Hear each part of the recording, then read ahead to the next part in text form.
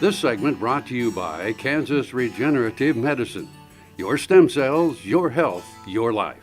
Hi, I'm Stu Duncan with Kansas State University, the Northeast Area Extension Crops and Soil Specialist, and I'm here at the 2018 K-State Soybean School, sponsored by the Kansas Soybean Commission, Kansas State University, and Channel Seeds over here, speaking at Rossville today. And I just wanted to just add a few words about soybean management and things to look ahead to as we get into the coming season.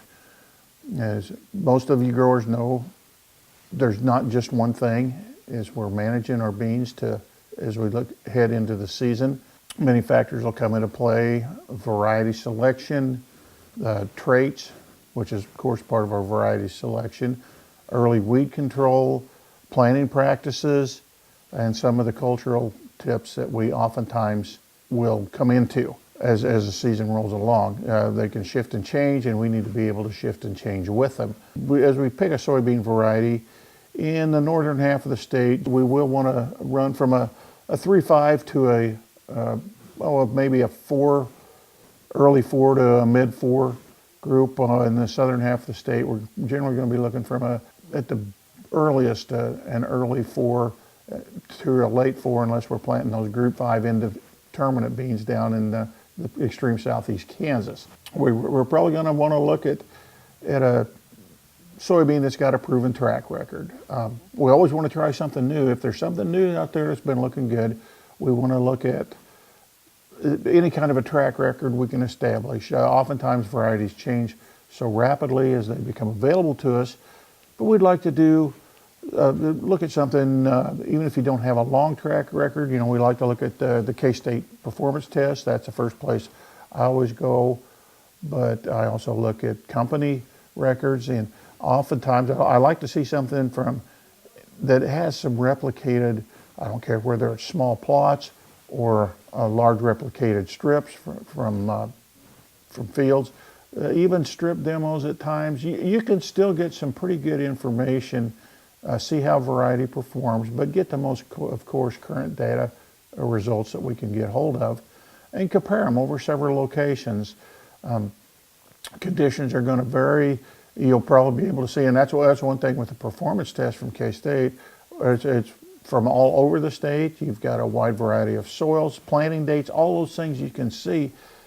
In a good year, probably nothing really stands out, but if you can get we will find a terrain over Kansas where you're going to see different extremes that you can run into. Of course, you can go to too much of an extreme, so use some good judgment on that.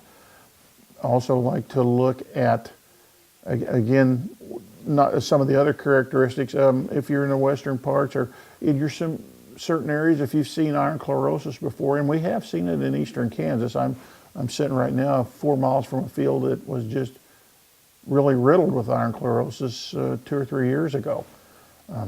Whether they can get that remedied or not is beside the point, but it would have benefited those folks to have planted a good high yielding variety. And if it does have some iron chlorosis tolerance, maybe it would have helped, maybe not. In severe cases, a lot of times we've just seen in Kansas research, just go with a good yielding variety. In the part of the world where we're at right now, you might be aware of the cyst nematode resistance you might want to pull out of that performance test. But regardless, check your varieties, check with your seedsman, check with your county agent.